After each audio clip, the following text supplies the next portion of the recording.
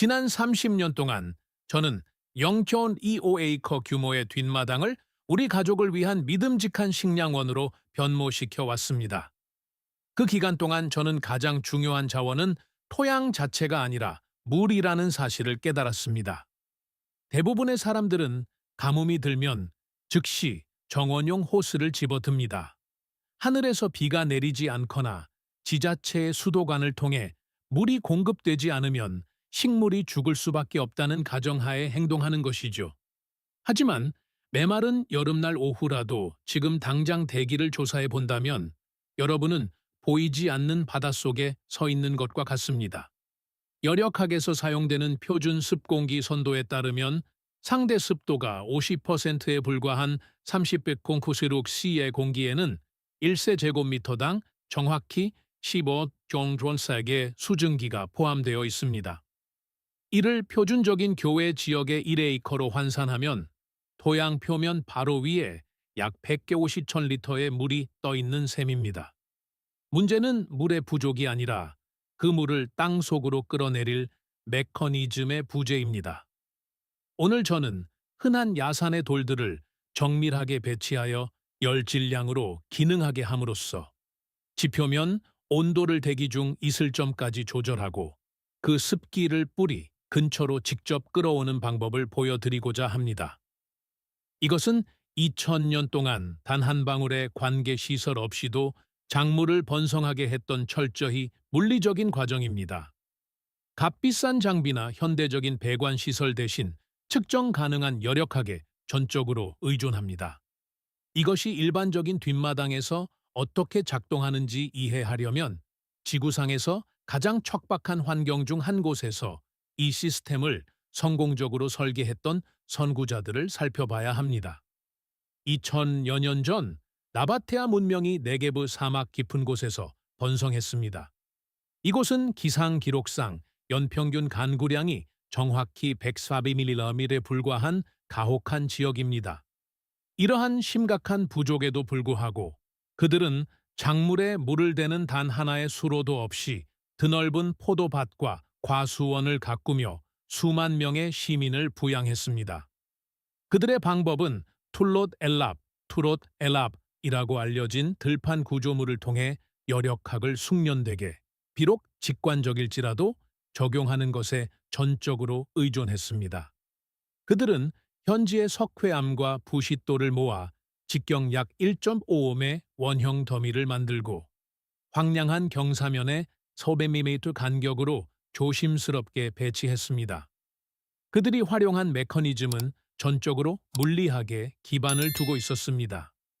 낮 동안 사막의 주변 기온은 자주 40°C를 넘어서며 공기 덩어리를 팽창시키고 먼 바다에서 증발한 희박한 습기를 머금게 합니다.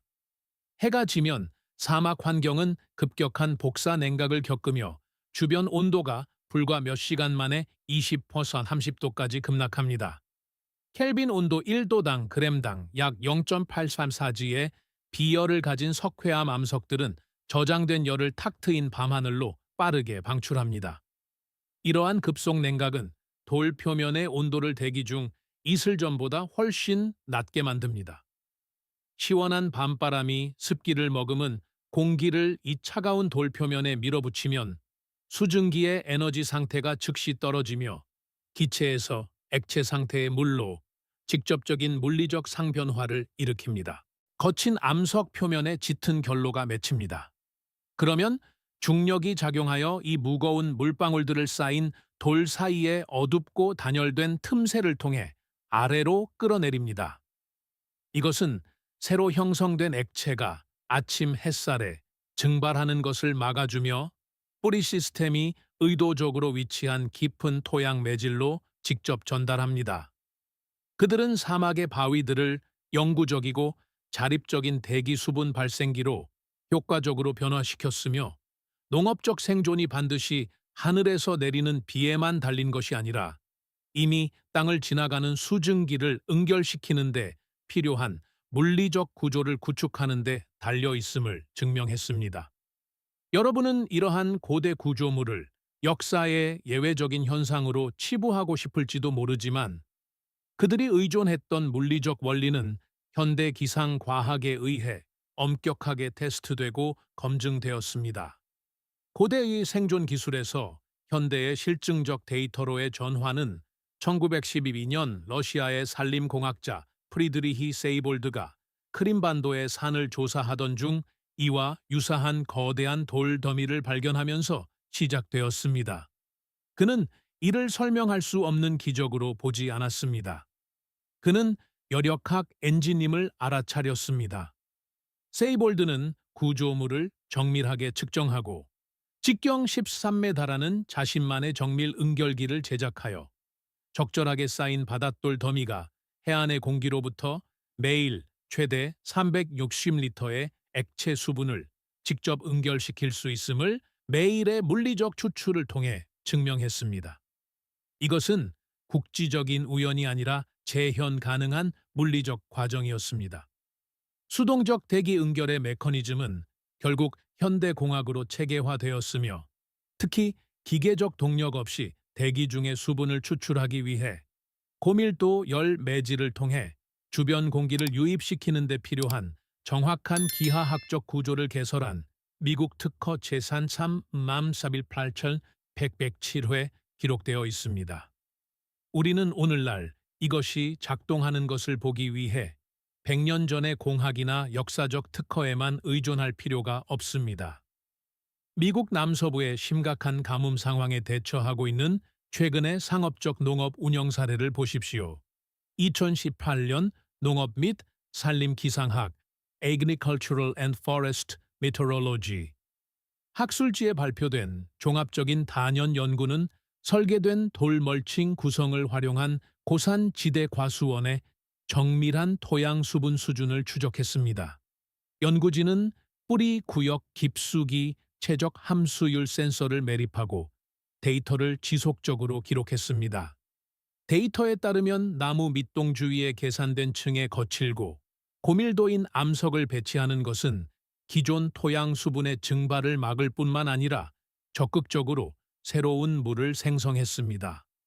센서들은 맑은 밤에 암석의 온도 차이가 국부적인 이슬점 급락을 일으켜 밤새 토양층에 평균 1.2mm의 새로운 물을 침전시킨다는 것을 입증했습니다. 표준적인 150일간의 건조한 재배 시즌 동안 이러한 수동적 응결은 헥타르당 180,000리터의 보충 수분에 해당하며 이는 능동적인 점적 관계 시스템의 필요성을 효과적으로 대체했습니다. 단순히 뿌리 구역 위에 놓인 물리적 표면적과 열질량을 조절함으로써 현대의 농학자들은 지하수를 한 갤런도 펌핑하지 않고도 대기가 수분을 내놓게 강제하여 메마르고 먼지 날리는 들판을 생명력 있는 농지로 바꿀 수 있음을 증명했습니다. 새벽 3시에 뒷마당으로 나가보십시오. 그러면 이 과정의 메커니즘이 바로 눈앞에서 일어나고 있는 것을 볼 수 있을 것입니다. 이는 우리가 철저한 열역학을 다루고 있으며 마법 같은 것은 전혀 없음을 증명합니다. 수십 년 동안 이러한 시스템을 관찰해온 주택 소유자로서 저는 그 비밀이 열전달과 물리적 상변화라는 보이지 않는 과학에 전적으로 달려 있다고 말할 수 있습니다. 뿌리 구역 바로 위에 놓인 현무암이나 화관감 같은 고밀도의 들돌 조각을 생각해 보십시오. 이 돌들은 높은 부피 열용량을 가지고 있어 대개 오후 내내 태양 복사열을 흡수하며 아래의 표토가 구워지거나 모세관 증발을 통해 기존 수분을 잃는 것을 방지하는 거대한 열 차폐막 역할을 합니다. 결정적인 전환은 해가 진 후 주변 공기가 식고 돌이 탁 트인 대기를 향해 직접 방출되는 적외선 복사를 통해 저장된 열 에너지를 내뿜기 시작할 때 일어납니다. 돌은 밀도가 높고 밤 하늘에 노출되어 있기 때문에 표면 온도가 급격히 떨어지며 특정 대기 이슬점에 도달할 때까지 주변 기온보다 훨씬 낮게 떨어지는 경우가 많습니다.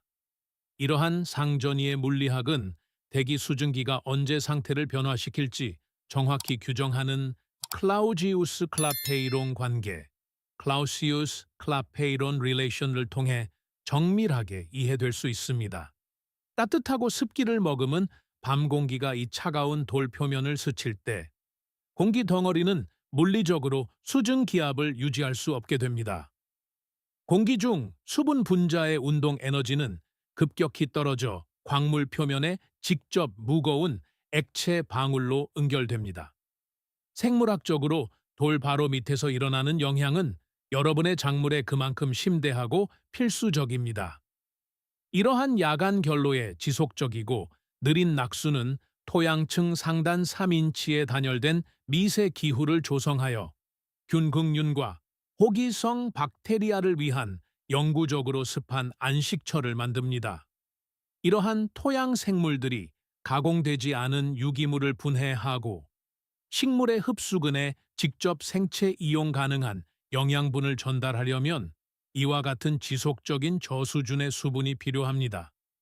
무거운 돌은 아침 햇살이 이 새로 생성된 물을 즉시 증발시키는 것을 물리적으로 막아주어 중력이 수분을 토양 매질을 통해 천천히 아래로 끌어내리게 하며 그곳에서 수분은 건조한 바람으로부터 완전히 보호됩니다.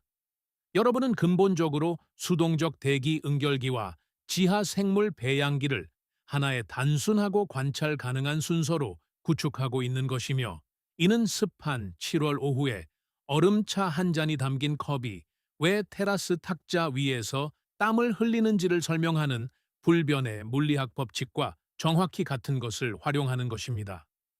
자신의 정원에 이 메커니즘을 구축할 준비가 되었다면 고급 원예점에 달려가 완벽하게 매끄럽고 닦인 조약돌을 사고 싶은 충동을 참아야 합니다.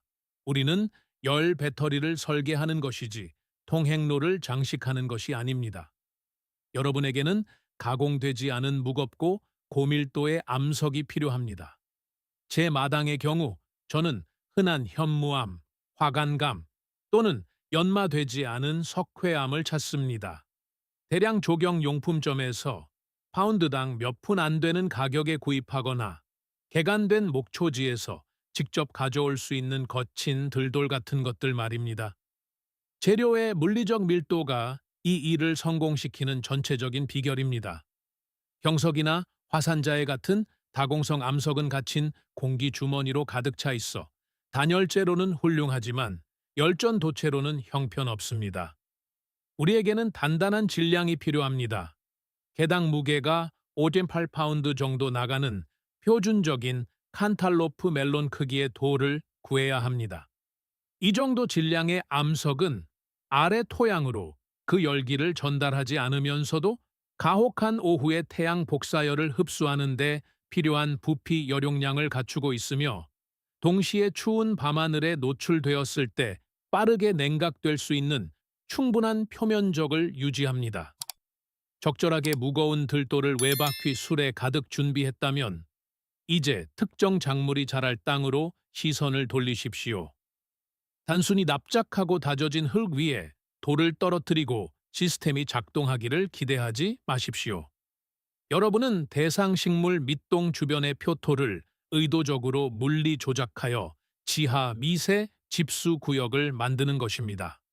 모종삽을 사용하여 줄기에서 바깥쪽으로 약 24인치 정도 뻗어나가는 얕은 접시 모양의 웅덩이를 파십시오. 중심 뿌리 구역을 향해 직접적으로 아래로 경사지는 완만하고 연속적인 사면을 형성하며 표토를 약 2하의 3인치 정도만 걷어내면 됩니다. 이 물리적 기하학적 구조는 대기 중의 수분이 상변화를 일으켜 위에 차가운 돌에서 액화될 때 무거운 물방울이 자연스럽게 저항이 가장 적은 경로를 따르도록 보장하기 때문에 매우 중요합니다. 중력은 결로를 돌의 거친 바닥을 타고 이 얕은 토양 분지로 직접 끌어내려 생성된 물 한 방울 한 방울을 생물학적 흡수근이 기다리고 있는 곳으로 정밀하게 유도할 것입니다. 마지막으로 쇠갈퀴를 사용하여 새로 판 이 분지의 바닥을 강하게 일구어 다져진 경반층 점토를 깨뜨리십시오. 토양은 매우 푸석푸석해야 밤 사이의 결로가 즉시 땅속으로 스며들어 아침 바람으로부터 수분을 안전하게 가둘 수 있습니다. 얕은 분지가 준비되었다면 이제 무거운 들돌을 배치할 차례입니다. 이 물리적 배치는 작물의 생물학적 건강을 보호하면서 열역학적 효과를 극대화하기 위해 정확한 정밀도를 요구합니다. 식물 줄기 밑부분에 돌을 그냥 쌓아두지 마십시오. 줄기를 묻어버리면 나무 껍질에 과도한 습기가 갇혀 치명적인 곰팡이, 부패를 초래할 수 있기 때문입니다. 대신 5.8파운드 무게의 돌을 가져다가 돌의 안쪽 가장자리와 식물 줄기 사이에 2인치의 빈 강역을 의도적으로 남기면서 촘촘하게 맞물린 원형으로 배치하기 시작하십시오. 돌들이 어깨를 맞대고 서로 맞닿아 앞서 우리가 파놓은 오목한 토양 분지 위로 연속적인 열 차폐막을 형성하기를 원할 것입니다. 이 무거운 자재들을 들어 올려 배치할 때 등을 곧게 펴고 고관절을 굽히며 다리 힘으로 밀어 올리는 기본 생체 역학을 기억하여 안전을 확보하십시오. 수백 파운드의 고밀도, 현무암을 뒷마당에서 수동으로 옮기는 일은 존중을 요하는 진지한 물리적 작업이기 때문입니다. 첫 번째, 내부 고리가 설치되면 그 바로 바깥쪽에 약간 더 넓은 동심원을 구축하여 돌들을 서로 맞물리게 함으로써 한낮에 태양이 침투하여 축적된 수분을 증발시킬 수 있는 큰 틈새를 없애십시오. 돌의 윗면은 정원의 주변 지면보다 약 1인치 정도 높게 위치해야 하며 밑면은 시원하고 그늘진 분지 안에 깊숙이 자리 잡아야 합니다. 이 구체적인 기하학적 구조는 밤에 주변 공기가 빠르게 식고 수증기가 상변화를 일으킬 때 그 결과물인 결로가 암석의 볼록한 면을 타고 흘러내려 좁고 어두운 틈새를 지나 보호된 뿌리 구역으로 직접 떨어지도록 보장합니다. 이 정밀한 배치를 따름으로써 여러분은 대기로부터 습기를 끌어내어 땅속에 안전하게 가두기 위해 암석의 질량을 활용하는 영구적인 자동 관계 밑에 기후를 설계하는 것입니다. 여기에는 지속적인 유지 관리도, 플라스틱 관계 라인도, 움직이는 부품도 전혀 필요하지 않습니다. 정원에 조용히 놓인 이 무거운 들돌들의 배치를 뒤로 물러나 바라볼 때 여러분은 단순히 기발한 조경 기법을 보고 있는 것이 아닙니다. 여러분은 지자체의 기반 시설과는 독립적으로 작동하며 열역학의 기본 원리를 활용해 대기에서 직접 수분을 끌어오는 근본적인 물리적 메커니즘을 보고 있는 것입니다. 수십 년 동안 저는 이웃들이 작물을 살리기 위해 복잡한 PVC 관계망, 자동 타이머, 지자체 수도 요금에 수천 달러를 지출하며 식량 안보가 산업 제조에 크게 의존해야 한다고 굳게 믿는 것을 지켜보았습니다. 그들은 토양을 인위적으로 자원을 주입해야 하는 소독된 스펀지처럼 취급하며 자기 집 위 공중에 떠 있는 엄청난 양의 물은 무시합니다. 단순한 암석의 비열 용량과 대기 이슬점의 물리학을 이해함으로써 우리는 그 취약한 시스템 전체를 우회합니다. 이러한 깨달음은 우리가 자신의 생존과 토양 관리에 접근하는 방식에 있어 중요한 갈림길로 우리를 안내합니다. 우리는 스스로에게 근본적인 질문을 던져야 합니다. 끊임없는 재정적 투입과 기계적 유지 보수를 요구하는 취약한 산업적 전력망에 우리의 식량 공급을 계속 묶어둘 것입니까? 아니면 2000년 넘게 생명을 유지해온 불변의 자유로운 자연 법칙과 협력함으로써 진정한 독립을 선택할 것입니까? 고대 열역학에 대한 이 탐구가 여러분의 뒷마당에 있는 돌들을 바라보는 방식을 바꾸어 놓았다면 구독과 좋아요를 부탁드립니다. 우리는 그들이 묻어버리려 했던 역사를 발굴하고 있습니다. 미래를 심으십시오. 다음 보물은 곧 열릴 것입니다.